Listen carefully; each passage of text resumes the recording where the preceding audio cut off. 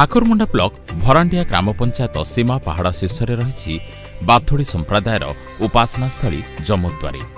सेठारे पूजा पाउछंती द्वारिकानाथ। एठारे गत 30 वर्षर ऊर्ध्व है पूजा पाउछंती द्वारिकानाथ। पूजास्थली को द्वारिकानाथ पीठ बोली मध्य कहुछि। जम नजिबा भली स्थान हेतु लोके जमद्वारी बोली कहि आछंती। ठाकुरमुंडा ब्लॉक भरांडिया ग्राम पंचायतर निश्चिंतपुर ग्रामरू जमद्वारी को रास्ता रही। बैतरणी नदीर सुनामणि को जीवा रास्तार आसिबो जमद्वारी। प्रतिवर्ष संक्रांति परदिन ठारू 3 दिन धरी एठारे मेला लागि रहे। अखंड चांगु नाच एही मेलार अन्यतम विशेषत्व। स्वर्गत मुरलीधर नायक पूजा और मेला आरंभ करथिले।